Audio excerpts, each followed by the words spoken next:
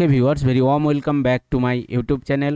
তো আমাদের আজকের আলোচ্য বিষয় আপার প্রাইমারি টেট সংক্রান্ত যে গেজেট নোটিফিকেশন পাবলিশড হয়েছে 2025 সালে। তো সেই গেজেট নোটিফিকেশনে নতুন নিয়োগ পদ্ধতি নিয়ে কি বলা হয়েছে সেটা তোমাদের সামনে তুলে ধরবো, এবং 2016 সাল এবং 2025 সালে যে নোটিফিকেশন, এই দুটোর মধ্যে কি কি পার্থক্য আছে সেটাও তোমাদের সামনে তুলে ধরবো। তো চলো আমরা শুরু করি। তো দেখো, এটা হচ্ছে 2016 সালের নিয়োগ পদ্ধতি। তো কি হয়েছিল প্রথমে না, একটা লিখিত পরীক্ষা হয়েছিল, রিটেন এক্সাম। দেখো লিখিত পরীক্ষার ধরন কি ছিল: শিশু বিকাশ ও শিক্ষা বিজ্ঞান 30 নম্বর, প্রথম ভাষা যেটা হচ্ছে বাংলা 30 নম্বর। এবার দেখো নেক্সট 3 নম্বর হচ্ছে দ্বিতীয় ভাষা যেটা হচ্ছে ইংলিশ 30 নম্বর। এবার দেখো সেকশন 4 যেটা, সেখানে গিয়ে আর্টস এবং সায়েন্সের কি হয় না, আলাদা আলাদা কোয়েশ্চেন হয়। যদি সায়েন্স ব্যাকগ্রাউন্ডের স্টুডেন্ট হও তাহলে তাদের জন্য হয়েছিল কি না, গণিত ও বিজ্ঞান 60 নম্বর, এবং আর্টসদের স্টুডেন্টদের জন্য হয়েছিল সমাজবিদ্যা যেটা হচ্ছে 60 নম্বর। টোটাল হচ্ছে 150 নম্বরের পরীক্ষা, 150টা কোয়েশ্চেন্স, সময় ছিল 150 মিনিট অর্থাৎ 2.5 ঘন্টা। এটা ছিল 2016 সালের পরীক্ষার ধরন, বলতে পারো লিখিত পরীক্ষার ধরন। তাহলে প্রথমে কি হয়েছিল, লিখিত পরীক্ষা মানে টেট, দেন টেট কোয়ালিফাই করে কি হয়েছিল, ইন্টারভিউ।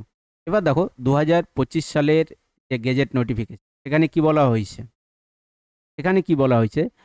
সেখানে দেখো 1 নম্বরটা পরে ডিসকাশন করছি। 2 নম্বরে বলা হয়েছে, দেখো টেট ওয়েটেজ, এখানে বলা হয়েছে 40 মার্কস।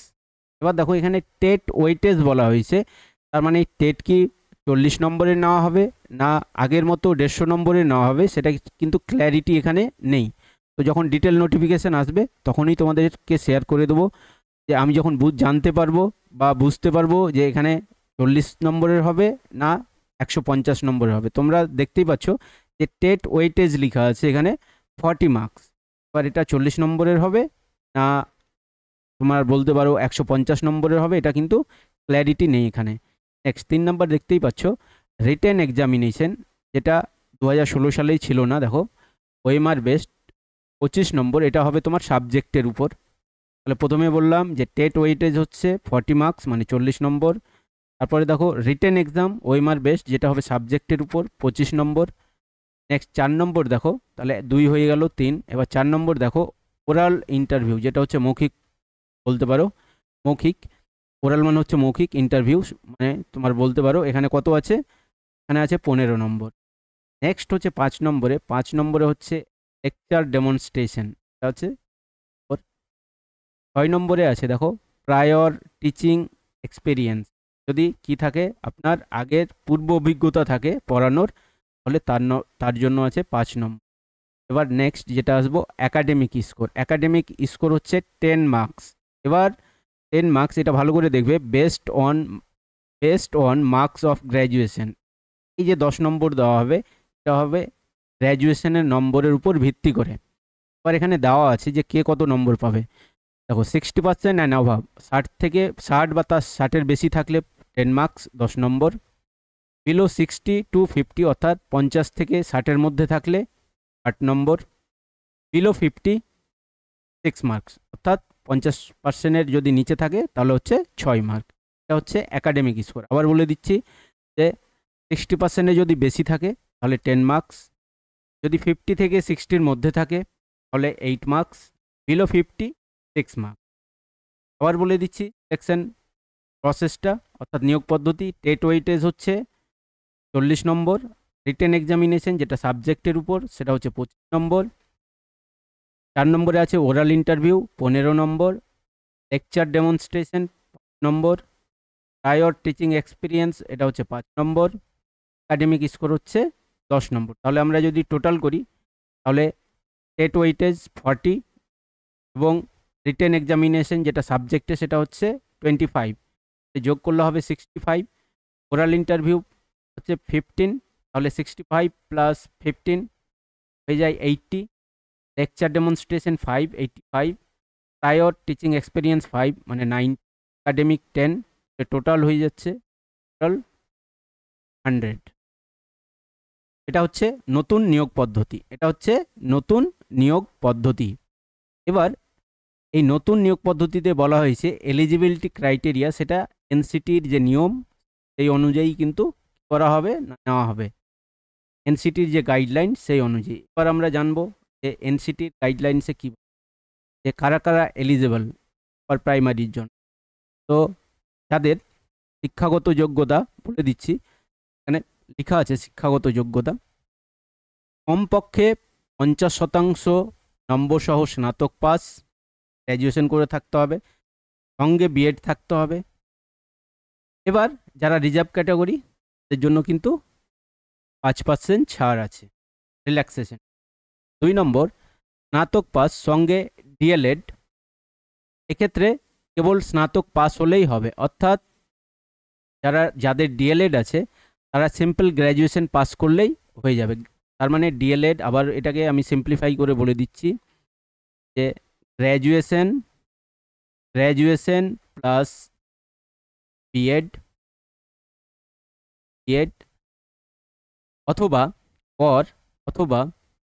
অথবা গ্র্যাজুয়েশন প্লাস ডিএলএড।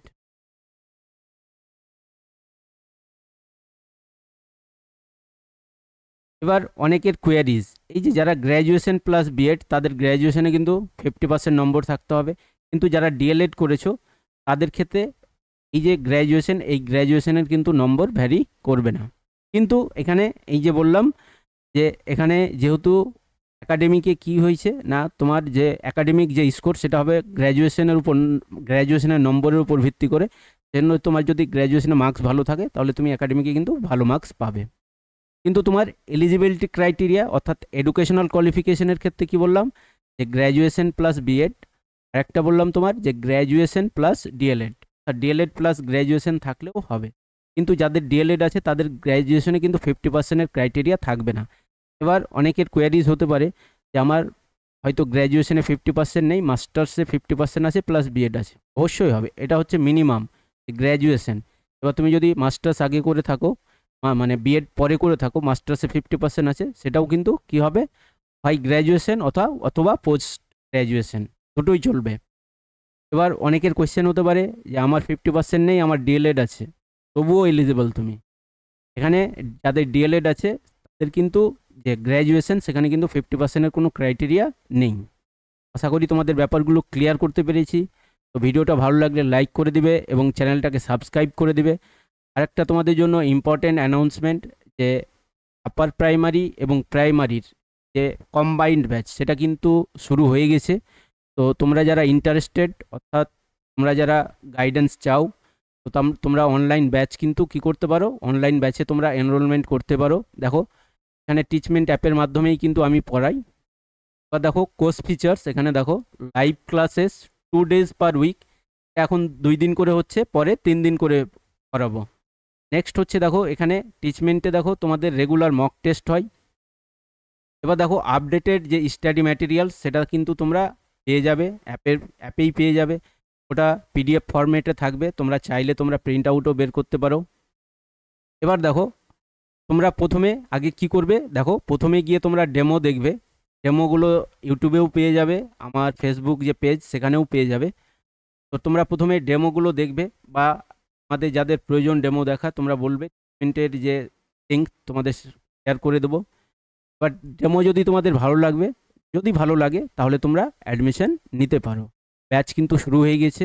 তো তোমরা জানো যে আপার প্রাইমারি যে এক্সাম সেটা কিন্তু মার্চের মধ্যে হবে, অর্থাৎ 2026-এর মার্চের আগেই কিন্তু হয়ে যাবে, কারণ অ্যাফিডেভিট দিয়ে সরকার বলেছে যে মার্চের মধ্যেই তারা কি করবে না আপার প্রাইমারির পরীক্ষাটা নেবে। আশা করি অক্টোবরে নোটিফিকেশন চলে আসবে, তাহলে আগে থেকেই তোমাদের কি করতে হবে না প্রিপারেশনটা স্টার্ট করতে হবে। এবার দেখো কোর্স ফি, দেখো এখানে কম্বাইন্ড ব্যাচের জন্য কোর্স ফি রাখা হয়েছে। দেখো কোর্স ফি মাত্র দেখো 2500, অর্থাৎ দেখো 2500 টাকা কোর্স ফি রাখা হয়েছে এখানে, মাত্র দেখো 2500 টাকা। তো তোমরা যারা, এটা অফারে চলছে এখন 7 দিনের অফার, তোমরা যারা ইন্টারেস্টেড তারা আমাকে এই যে দেখো এখানে নম্বর দেওয়া আছে, এই নম্বরে কন্ট্যাক্ট করতে পারো, হোয়াটসঅ্যাপ করতে পারো। তো এটাই ছিল আজকের ভিডিওটা ভালো লাগলে লাইক করে দেবে এবং চ্যানেলটাকে সাবস্ক্রাইব করে দেবে। Thanks for watching this.